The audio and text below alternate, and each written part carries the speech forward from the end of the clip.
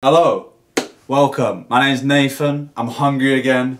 Welcome back to another video. Today we're gonna do a one-pan chicken and rice.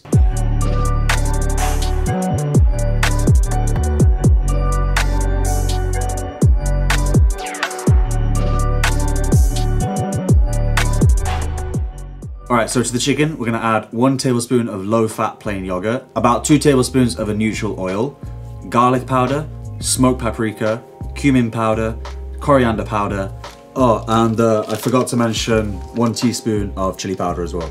Salt and plenty of freshly cracked black pepper. And to finish off, we're gonna add a good squeeze of fresh lemon. Mix this thoroughly, making sure all the chicken is coated, wrap it in cling film and put it to a side.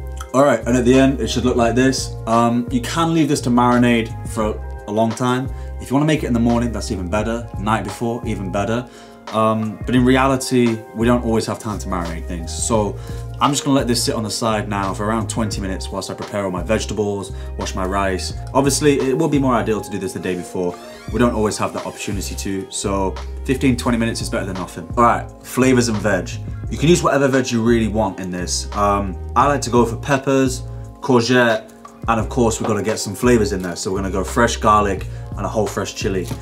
Dice this up nice and small, otherwise the rice is gonna be too crowded and you're gonna have uneven cooking time. So make sure everything's roughly the same size. But of course, you can be free with whatever veg you wanna use, whatever you like. Don't use courgette if you don't like courgette. Be free to use whatever you want. Just try to avoid soft vegetables as they will overcook more.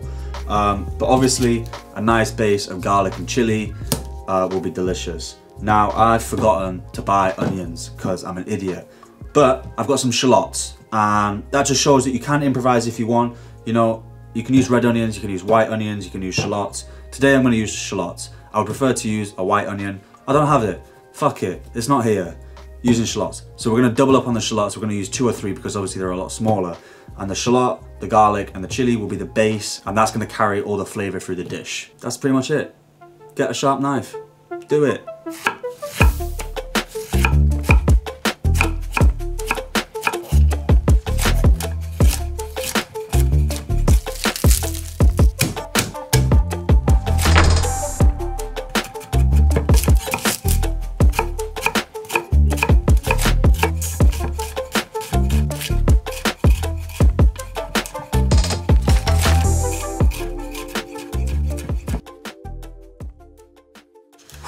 All right, that was a lot of chopping. Now it's time for a little snack break. I fucking love these. So where was I? So, moving on to the cooking. You're gonna take a nice heavy base bottom pan with a lid. A lid is very important. You're gonna get a more even cook. If you don't have a lid, you can make a foil lid. Again, a lid will make it more even for the cooking. Less steam to escape. Add a few tablespoons of oil to your pan. Get that nice and hot. And then we're gonna sear all the chicken thighs on both sides, or chicken breast, whatever you're using. Make sure you get a nice even sear on both sides.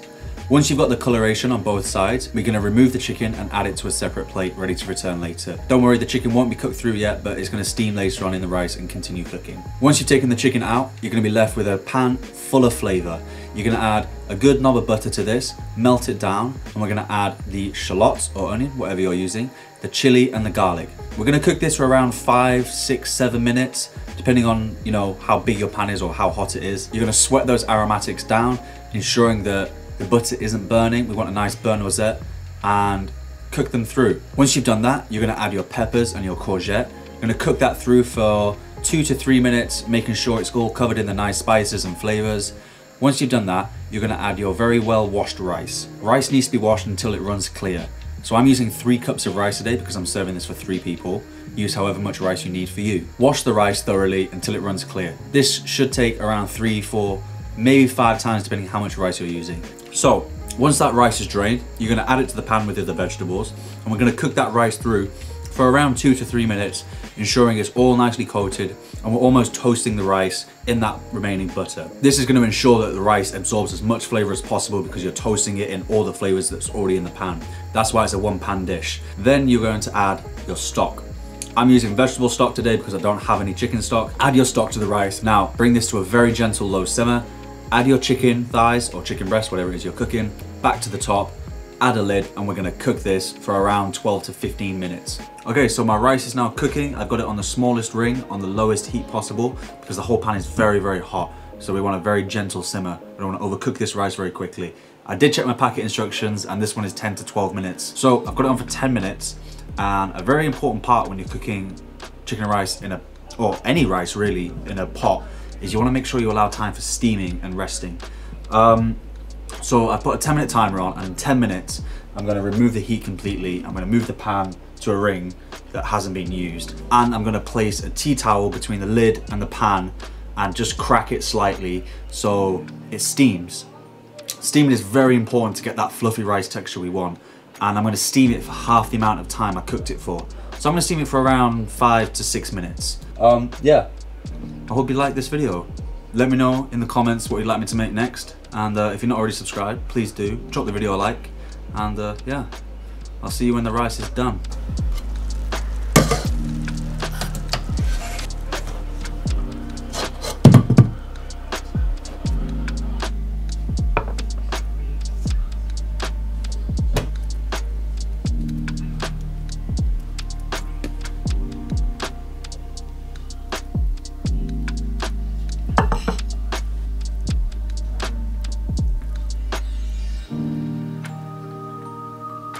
This is one of my favorite go-to dishes, and it goes down well in our household. So let's give it a try.